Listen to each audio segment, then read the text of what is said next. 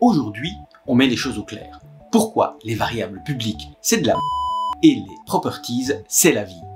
Vous ne savez pas ce que c'est qu'une property? Restez là, je vous explique. Bonjour à tous, c'est Arnaud. Sur cette chaîne, j'aime vous donner des pistes sur comment améliorer votre code et le rendre plus sécurisé. C'est pourquoi aujourd'hui, on taille en pièces les variables publiques et on regarde une alternative et ses 5 avantages. Mais d'abord, pourquoi une variable publique, c'est dangereux?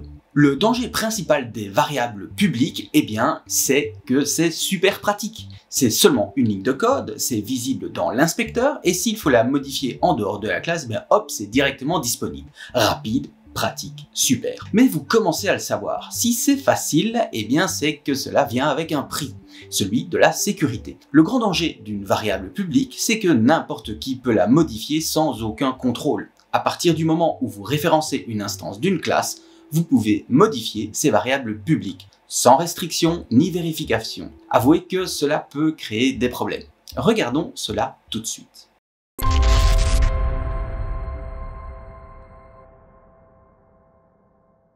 Prenons un exemple.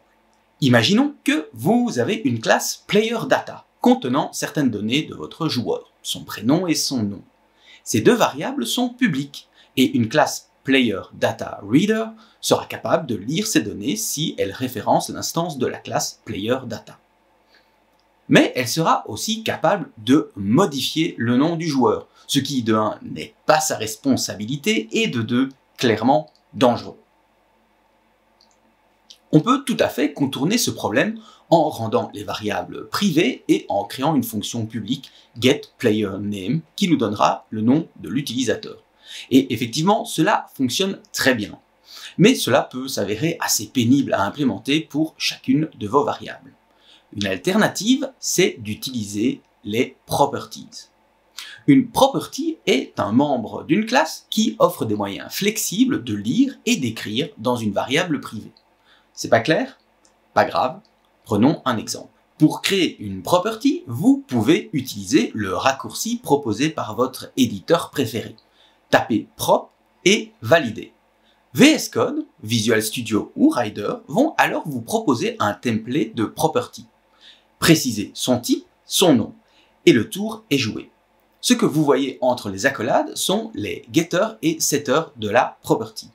Ils spécifient la logique de modification et de restitution de la valeur stockée dans la property. Par défaut, ils ne font que stocker et restituer sa valeur. Les properties offrent plusieurs avantages que nous allons voir tout de suite. Premièrement, on peut empêcher sa modification en dehors de la classe. Pour le moment, cette property est publique et donc accessible par tout le monde à l'extérieur, en lecture et en écriture. Si je retourne dans PlayerDataReader, je peux toujours lire et écrire dans cette property, donc rien n'a changé. Mais je peux spécifier que le setter soit privé, ce qui empêche les classes extérieures d'écrire dans cette property. Dans le PlayerDataReader, il n'est plus possible de modifier la valeur de la property. Voilà qui réduit le risque de modifier par inadvertance sa valeur. Mais ma property, elle n'est pas visible dans l'inspecteur et je ne peux donc pas modifier sa valeur directement dans l'éditeur. Pour résoudre cela, vous pouvez ajouter un attribut field, serializedField devant votre property. Elle sera alors visible dans l'éditeur. Cette fonctionnalité de lecture seule n'est pas l'unique atout des properties. Vous pouvez également exécuter de la logique spécifique lors de la modification ou de la restitution de la valeur d'une property. Une property peut alors vérifier et valider la valeur qu'on lui donne. Créons une nouvelle property de type entier qui stockera le nombre de pièces d'or du joueur.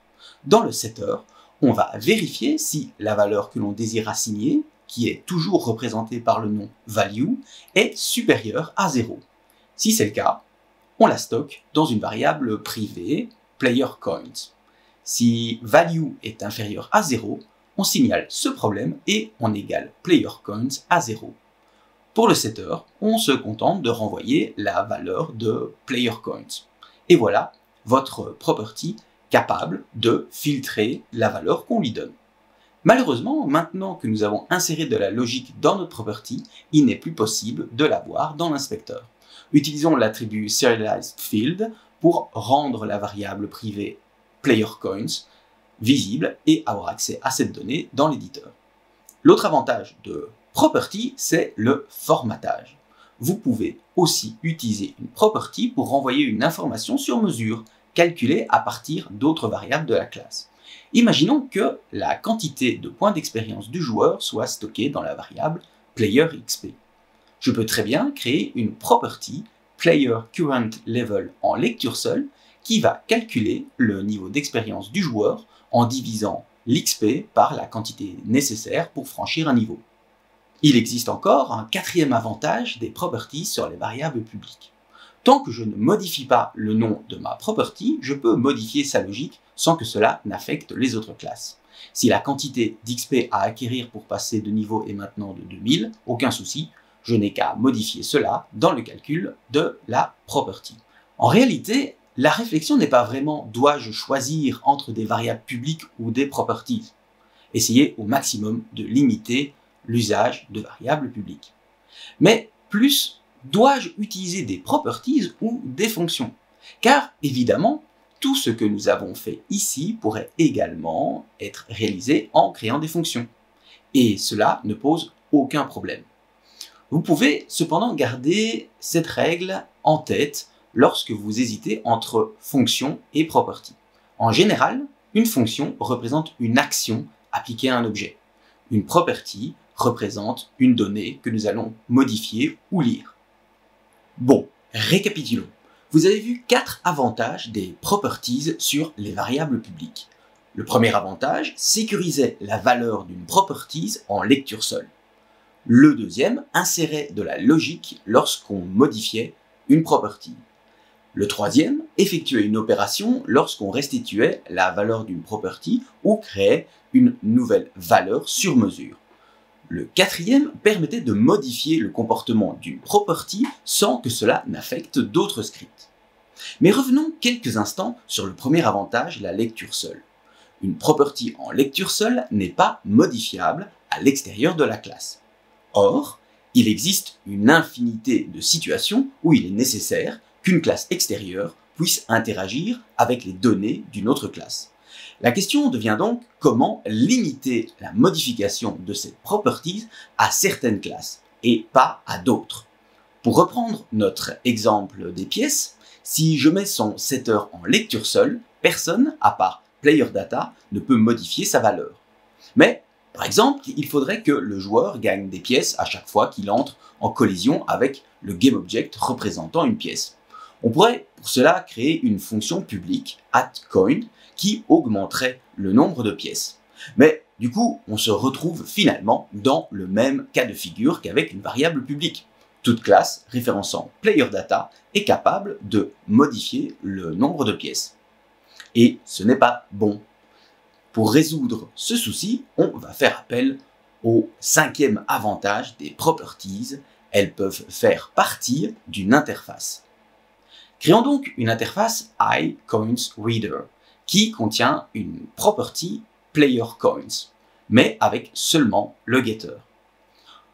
Créons ensuite une seconde interface iCoinWriter qui, elle, contient une property identique, mais lui contient le setter et le getter. Il n'y a jamais de mal à pouvoir lire des données de toute façon. PlayerData va implémenter ces deux interfaces et comme elle possède déjà une property PlayerCoins avec un getter et un setter, il ne faut plus rien modifier. Maintenant, au lieu de référencer PlayerData, il suffira aux autres scripts de référencer l'interface dont elles ont besoin. S'il faut seulement lire, utilisons iCoinReader. Impossible alors de modifier la valeur de PlayerCoins. Si au contraire, il faut mettre à jour PlayerCoins, utilisons iCoinWriter. Et voilà comment découper vos classes à l'aide d'interfaces et de properties afin de mieux isoler leurs fonctionnalités. Cela diminuera le risque qu'une classe vienne foutre le dawa en modifiant une donnée qu'elle devrait laisser tranquille. Merci beaucoup d'avoir regardé cette vidéo jusqu'au bout, j'espère qu'elle vous a plu et que vous voyez maintenant la différence entre les variables publiques et les properties. N'hésitez pas à me dire ce que vous en pensez en commentaire, à laisser un pouce bleu, à vous abonner si ce n'est pas déjà fait, ça vous prend quelques secondes et c'est ça qui fait grandir la chaîne et je vous remercie. On se voit vite pour d'autres vidéos. En attendant, jetez un coup d'œil sur les autres tutoriels de la chaîne. À très bientôt. Allez, bisous.